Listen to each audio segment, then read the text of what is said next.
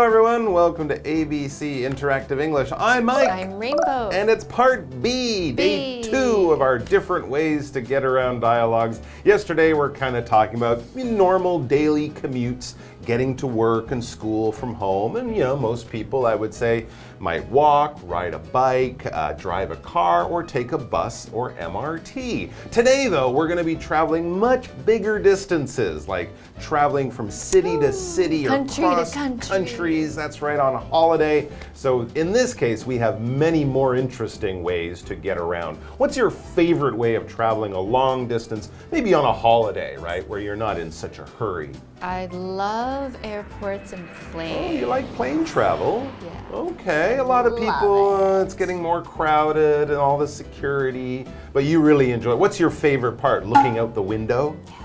Oh, okay. And I think it's really fast, too. It is definitely fast, yes. Faster than most other things I can think of, unless you have a spaceship.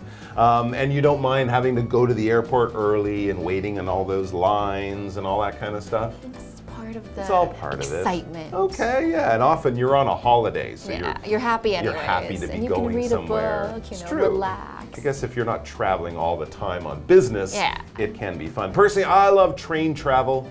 I love trains. They're a great way to see a country. You can A little slower, the scenery goes by, and if you can be really lucky and find a place in the world where they have sleeper trains, where you get a little room and a little bed, overnight, and a little sink, and you can wash your little face and fall asleep, and the train's going.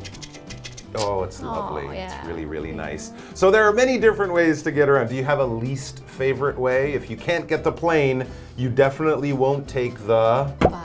Ooh. I really don't like buses. I had Oh. to take an overnight bus from Cambodia once, and it was 9 hours. Whoa. I did not like being in that small space. Yeah, I guess in Taiwan you could maybe go like Taipei to Kending or You can do Kaohsiung. overnight bus. But in many other countries, it could be 20, 30, 2, 3, 4 days on a bus. No, I can't.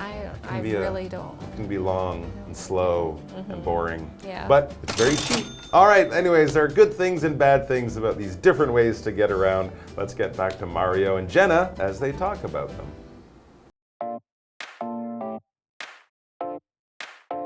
Jenna and Mario are chatting at work. What is the best way to see a place? It depends. When I don't need to rush, I like to see the country by train. I tried that once, but watching the land pass by put me to sleep.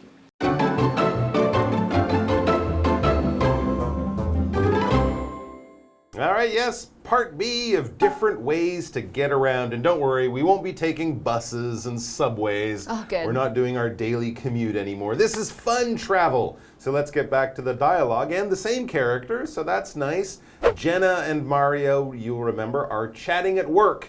And they are both, I guess, like clerks. They work at a bookstore, Yeah. helping customers and selling books. A nice job, but probably a job where if you're not too busy, you can chat with your coworkers, which is nice because when you chat, you're having small talk. You're making conversation with people around you, friendly, relaxed conversation about anything that's interesting. It's not a meeting. It's not a serious discussion. We have to talk. No, it's more like, hey, what's up? What'd you do on the weekend? How's the weather? Did you see that movie? That's the kind of thing they're doing. And in this case, they're talking about ways to get around again. Yeah, so Jenna says, what is the best way to see a place? Oh, okay. She could also say, what's the best way to get around when you're traveling or on holiday or something like that. But when you say to see a place, yeah, this is more like what a tourist would do, right? Yeah. You don't go around seeing places in your city. Or in your neighborhood. Unless it's the weekend and you're checking out somewhere new.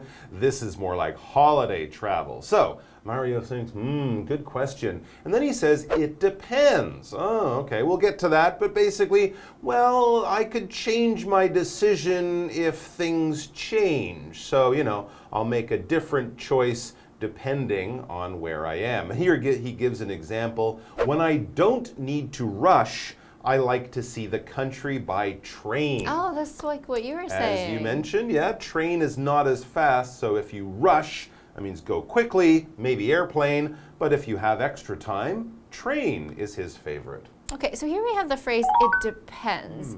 It depends means it could be this or it could be that, but we want to know what you want. And do you have any time restrictions? What do you want to see? It depends means each situation might have a different answer. If I had no time, I would take an airplane. If I had a lot of time, I might enjoy looking out the window. So it depends on my time. It could also depend on my money. How much do I want to spend? It could also depend on what I want to see. If I only wanted to see tourist destinations, I'd go the fastest way. If I wanted to see the countryside, I'd take the train. So it depends means I want to know what options you have, and then I'll give you a better answer, because depending or based on your answer, I'll provide another solution for you. Because things change, right? Yeah, So the decisions, and people want different things. the decisions we make on one day might be different from another day because other things change, right? If someone says, what do you want for lunch? Well, it depends. Are you really hungry? You might have a big hamburger. But if you're not that hungry, you might have a small salad. It depends. These things change, so my choices will change. But yes, if you are in a rush or rushing, you would probably choose the fastest way to travel, because to rush or a rush, we can also use it as a noun. Both basically talk about moving quickly, going fast. If you rush to work or school, that means you're going to work or school quickly, probably because you slept too long. Shame on you. And if you rush through something, that just means you go through it quickly. Don't rush through your test. Read every question and all your answers carefully. You don't want to make mistakes, because sometimes when we rush or are in a rush, we do make mistakes. But when you're traveling and you're not in a rush, yeah, maybe you don't need to take an airplane. You can drive yourself, take a train, do something that's a little slower but more relaxing. Now back to Jenna. She was listening to Mario tell her about how he loves train travel. She has a preference because she has tried that and she didn't seem to like it. She says, I tried that once, but watching the land pass by put me to sleep. Oh, the nice trees and the And maybe like rice fields or something like that. There's like nothing going on for hours. It can be a great way to fall asleep on a train too. And that's not necessarily a bad thing, but I think she was bored. I see, yeah. Makes So sense. watching the land pass by, land is just basically dirt. There's maybe some grass on it, maybe there's some wheat on it, but this is just a place with fields, maybe there's some flowers, or it could be just empty space of brown mud, dirt on the ground. This is the land. And of course, on the land, you can build many things like buildings or cities, or you can also have farmland, in which case there are just some plants there. This is the place you step on, the place you build things, and where our society is on. That is the land, that's the ground. Okay, so we have a break that's coming up, and then we'll continue the conversation after. That happened to me too, but I was in the back of a pickup truck. In my opinion, there's nothing like taking a ferry. Ferries are cool. Yeah, they offer excellent views of the areas. So do cable cars, but the heights scare some people.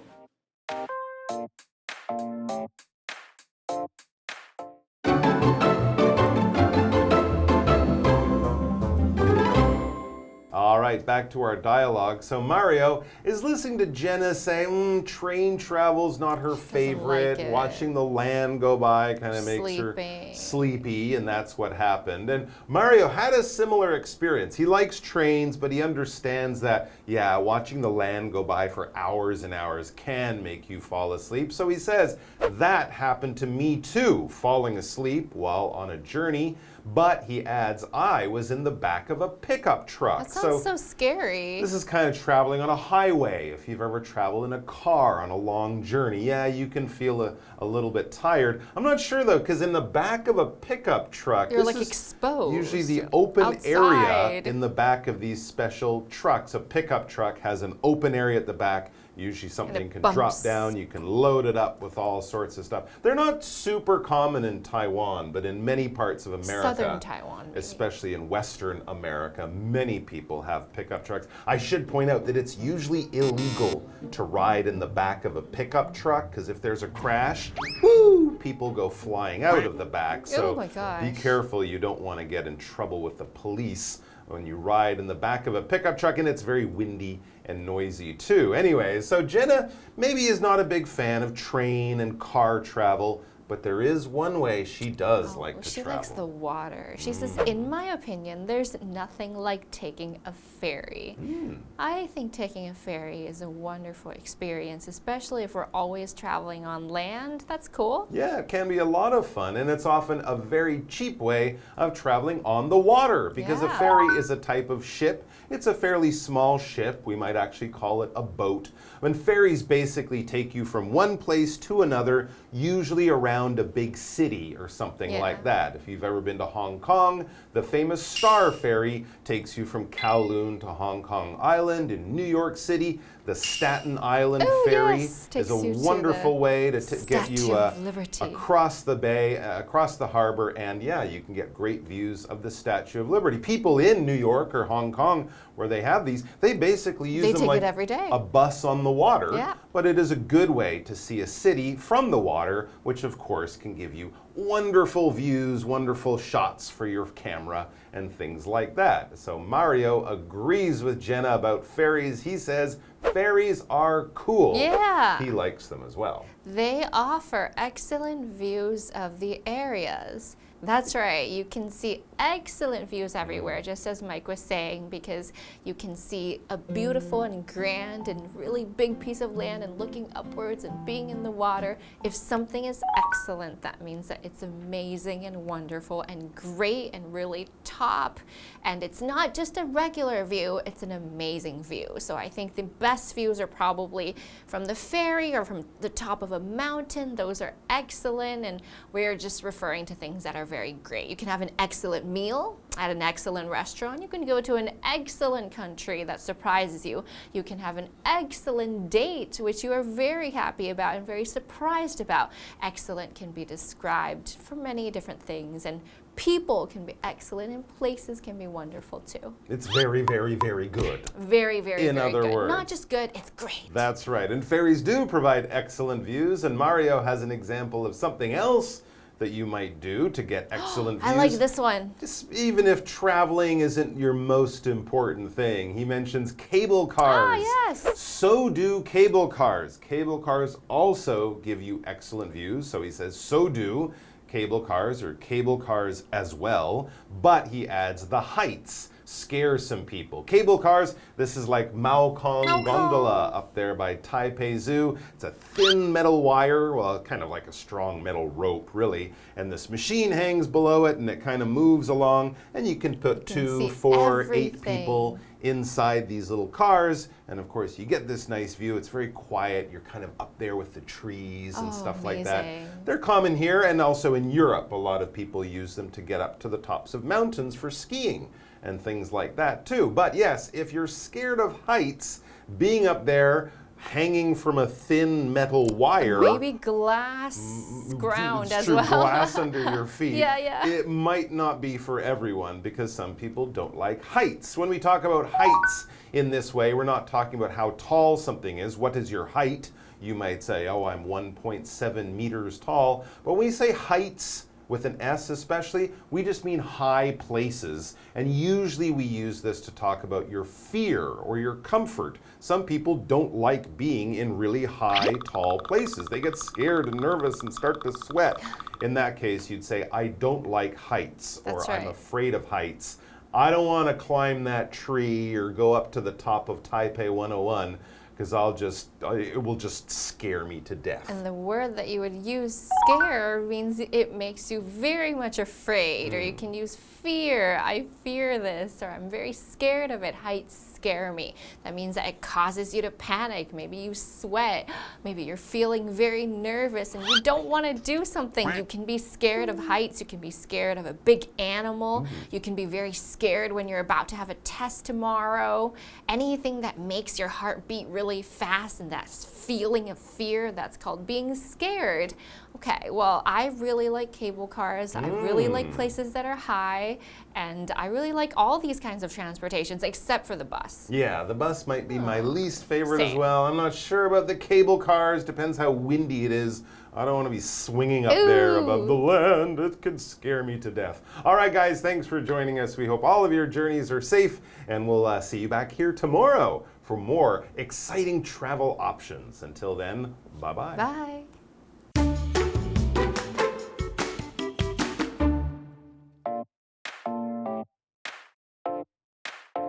Jenna and Mario are chatting at work.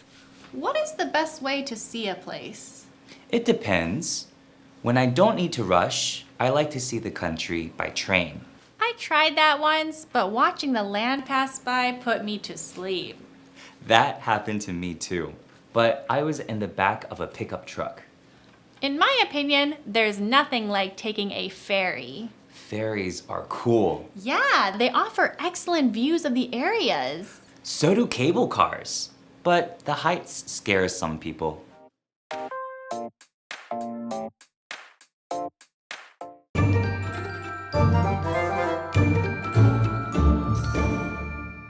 Hello, I'm Tina. 我们来看一下这课的重点单字。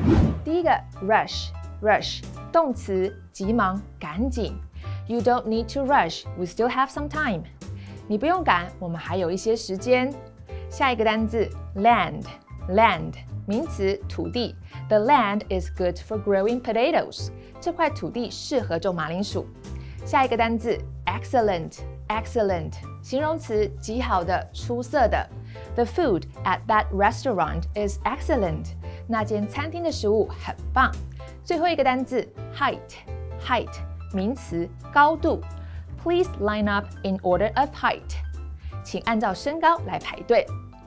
Line up 在这里指的是排队。接着我们来看重点文法。第一个 it depends 视情况而定，这是一个固定用法。Depend 在这里指的是取决于由什么而定。我们来看看这个例句。Are we going to visit Grandma next week? 我们下周要去探望奶奶吗？ It depends. I may go on a business trip. 要看情况，我也许要出差。下一个文法，动名词的用法。动名词 VING 作为主词的时候，它的后面要搭配单数动词。动名词也可以当作受词，大部分的情况会是放在动词的后面。我们来看看以下这两个例句。第一种，当这个动名词当主词用的时候 ，Jogging is one of my hobbies. 慢跑是我的嗜好之一。这里的 jogging 就是这句话的主词。接着我们来看第二种用法，当受词用的时候 ，Danny doesn't like going to church. Danny 不喜欢上教堂做礼拜。那么 going to church 就是这句话的受词。Go to church 在这里指的是上教堂做礼拜。最后一个文法 pass by 经过，我们来看看这个例句。A man passed by and took the injured cat to the hospital. 一名男子经过，并且把受伤的猫咪送到医院。Injured 在这里指的是受伤的。以上就是这一课的重点单词跟文法，我们下一课再见喽，拜拜。